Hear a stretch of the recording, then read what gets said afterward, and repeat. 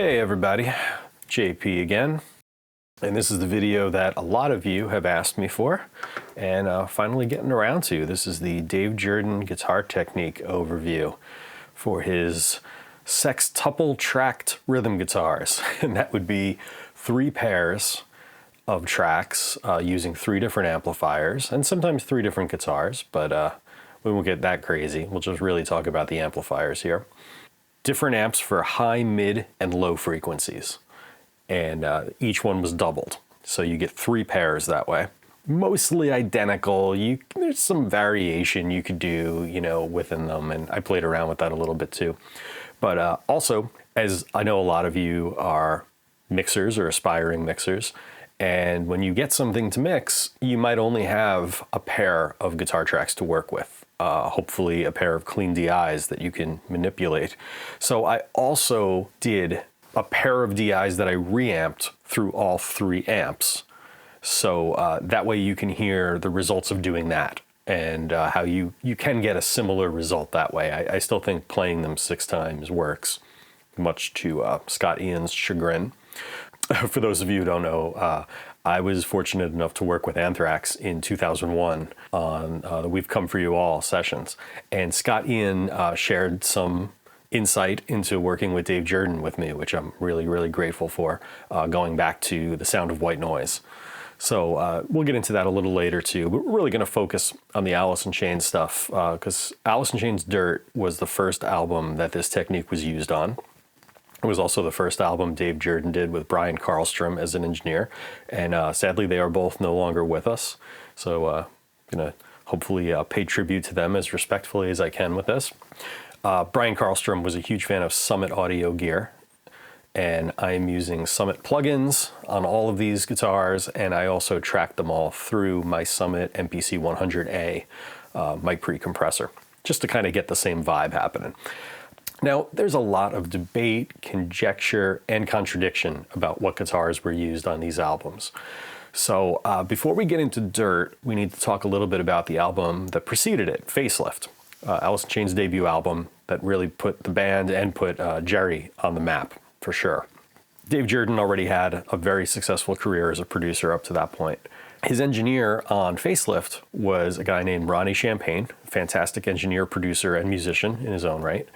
And Ronnie owned an amplifier. It was a modded JCM 800 combo, single channel combo that had been modded by Reinhold Bogner. Reinhold was, developing a reputation for himself and looking to start his own line of amps.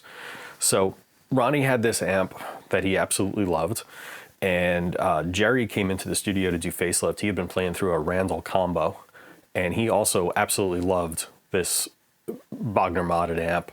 That amp infamously became known as the Snorkeler amp, but I don't think that happened until a little later when Ronnie rehoused it in a head shell and slapped a badge on it from an old fire extinguisher that was called the Snorkeler. I guess that was the name of the brand. So I think it was still in combo form during the Facelift sessions. But anyhow, Jerry had his Randall combo, and those 2 amps made up the bulk of the rhythm guitars on Facelift. They were doubled. Jerry played his G&L Rampage and also a Telecaster. According to Ronnie, a Telecaster through the Bogner, the Snorkeler, sounded phenomenal. There was also a Fender Blackface Bassman used in conjunction with a BK tube driver pedal for some of the cleaner and sort of, mid-gain sounds on that album, according to Ronnie. The Snorkeler was used for all the leads. Jerry absolutely loved it.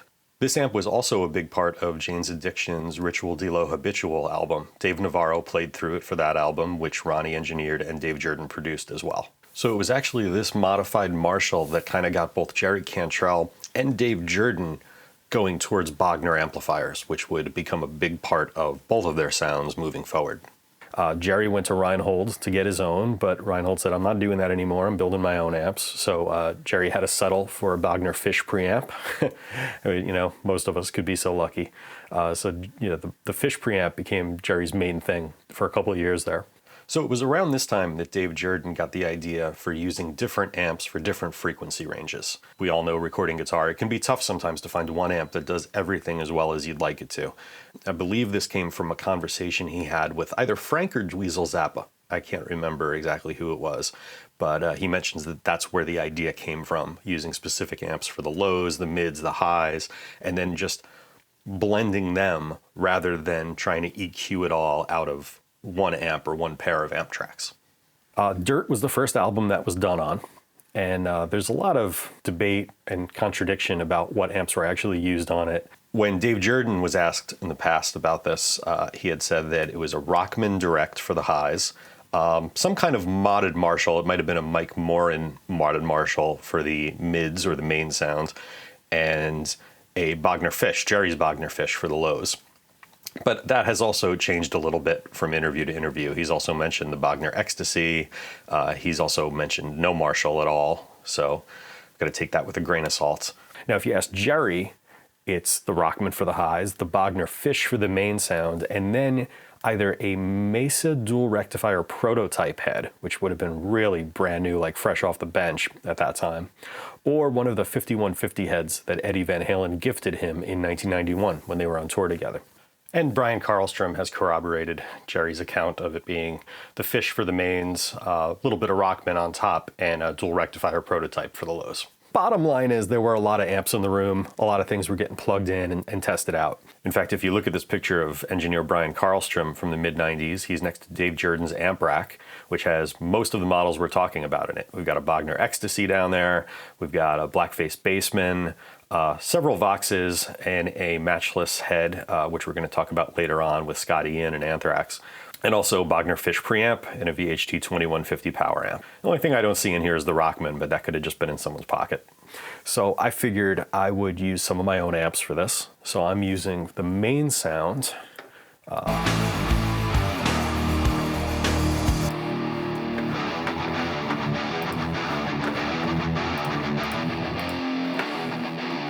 So I'm using the Pasadena Rose for the main sound here. And I've got a Summit compressor, barely doing anything, but really just trying to get the sound. And then I've got SSLs on each side. I'm filtering out everything below 300 Hertz and everything above 4.5K. Without those, so that's the full range of the amp right there. But now it kind of fits into its own little area of the spectrum. For the lows, I used our Metatron high gain head. And again, we've got Summit, no compression at all, just getting a little bit of color from it there. But I've got Pultec to sort of tighten up the bottom a little. Gives it a little more focus. And then on the SSL, I'm doing the Terry Date trick to the bottom. You filter out up to 220, but then you boost 100. And then I'm filtering out everything above 3K. So if we bypass those, that's the full range of the Metatron. It's without any EQ.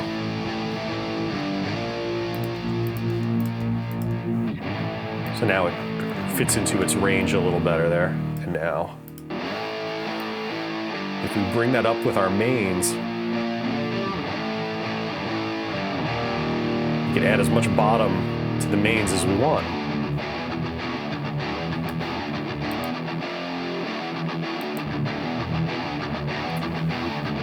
And then ditto with the highs over here. For the highs, I use the Telecaster. Actually, it's an FSC Highline T-style with a Telecaster bridge pickup into Analog Man Sunlion, just for the treble booster side of the Sunlion, into my SRT Plus head. And I think this was the only one I used a different speaker for. I did all of these through my Fryette PLIR because my studio is under renovation right now and I can't mic up a cabinet. And I used the Pasadena and the Metatron through a V30, and this I believe through an Alnica, because it sounds best with this amp. So I'm also sending this to the symphonic effect that we like on bass so much. So again, Summit compressor, Brian Karlstrom style. And then on the SSL, filtering out everything below 350 and everything above 8K. And I'm also boosting some 5K to give it a little cut. If I take that out.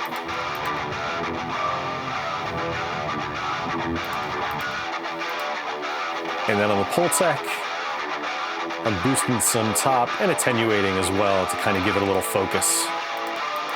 That's without. It's just a little extra emphasis there, that's all. And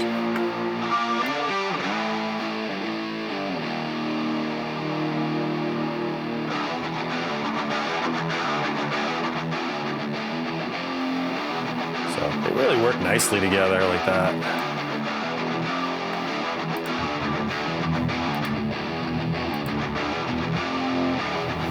And on the guitar bus, I'm doing all my usual stuff that you've seen in other videos.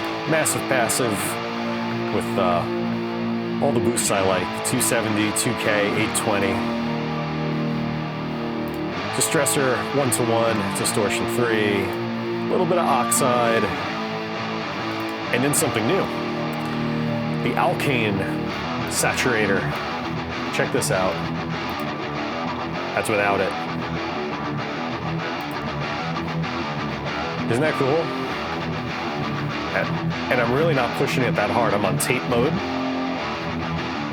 I got the color at about 25 here. Thud and shine. And a little bit of EQ. I think I started with one of their presets and just tweaked it a bit.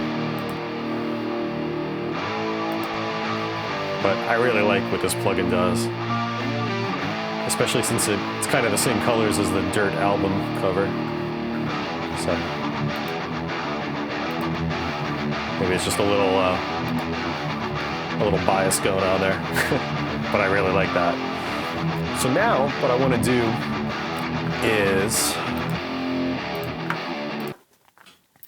what I'd like to do is compare our stacked tracks, our 3 pairs of tracks, with just 1 pair of main tracks. So before I open these up, I'm going to bypass the SSL on, these are the Pasadena Rose tracks from the pair of DIs that I reamped through all the amps. So we're going to hear that also later on, but let's start out with this.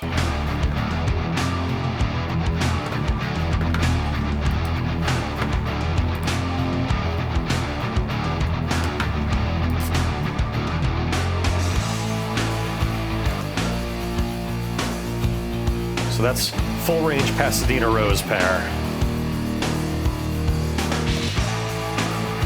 versus 3 pairs of multi-amps.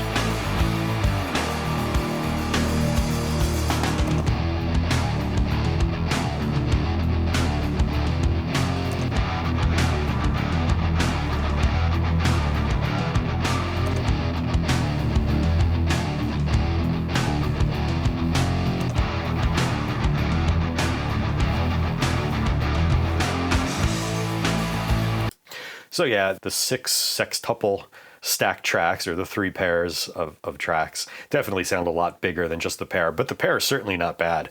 I mean, it honestly just sounds like some of the other Alice in Chains records that they did later on, because I don't think Jerry wanted to repeat that process. I've noticed that, neither did Scott Ian, but we'll talk about that later. Remember I mentioned that we did the 6 individual performances, and then over here we've got a pair of DIs that I reamped through all 3 amps. So I'm going to toggle back and forth between them just so you can hear the difference. So check this out.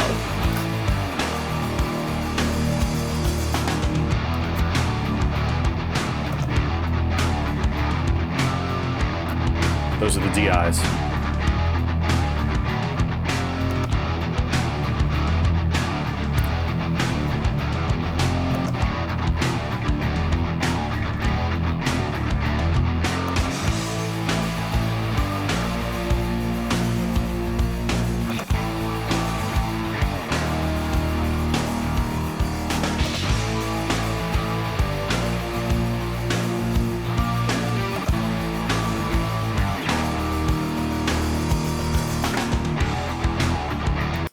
So I definitely think that the 6 individual performances sound bigger.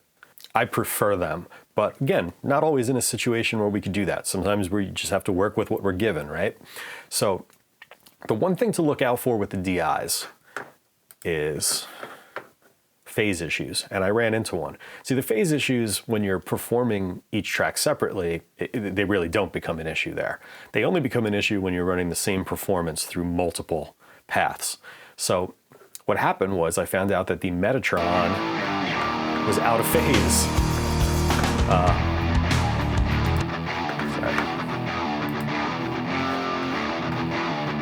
Sorry.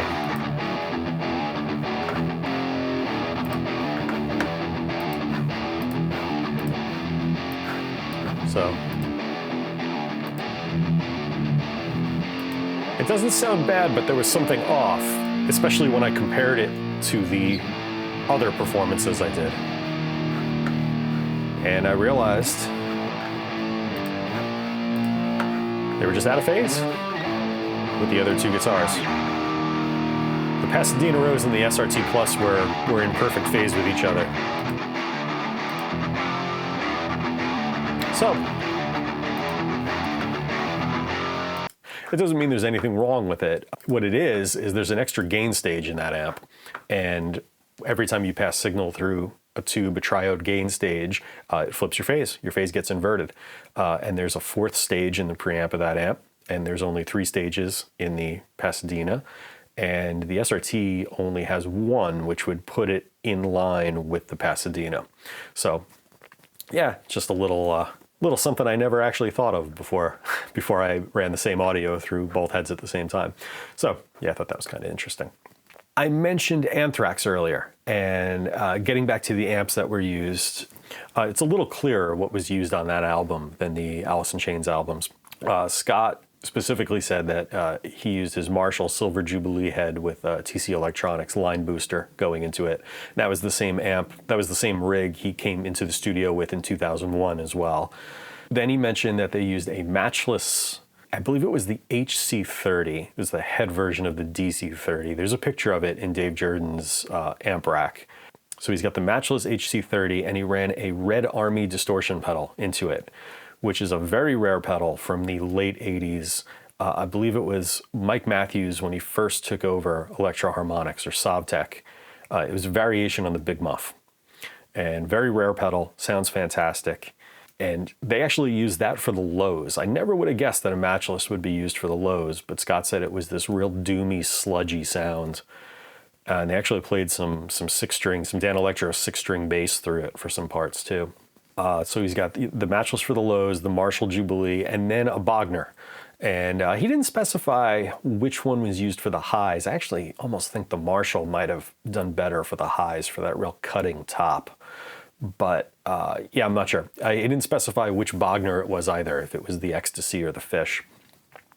But he also said that they used an AC30 for cleans, and there's a couple of Vox amps in Dave Jerden's amp rack. If you're not familiar with the song Black Lodge from that album, Sound of White Noise, beautiful. It starts off with some tremolo guitars. It is just like the perfect example of the Vox tremolo on those amps. And that song, I think it might be the best song Anthrax ever wrote. I absolutely love it. It's about the show Twin Peaks, which was around that time. And the video was also very David Lynch, Twin Peaksy, very, very cool. If you've never seen it or heard it, go check it out right now. Totally worth it. But yeah, Scott really kind of hated the whole process of playing each rhythm track 6 times. He said it drove him crazy. And yeah, there's definitely some points in the album where he was happy with it, but he didn't really think it was that much better than just a good double. I don't know. I think there's some stuff on that album, like Room for One More and a couple others, Only is phenomenal. I don't know. I love that album. I think it's my favorite Anthrax album. And I'm also a bigger fan of John Bush Anthrax than Joey Belladonna, but that's just personal taste. Joey's great too. But yeah, I guess that's about it. If there's anything else you'd like to know, please hit me up. I'd be happy to revisit this, but I think I covered everything in my notes here. Dave Jerden, rest in peace, man. I wish I could have got to this a little sooner, but you know, better late than never, right? Okay, so I hope you all enjoyed this. Please let me know. Like, comment, subscribe, all that great stuff, and I'll be back with more. I'm gonna get into the bass sound on here in a short video because I'm really happy with that, and maybe a couple other things too. All right, thanks a lot, guys. Talk soon. Later.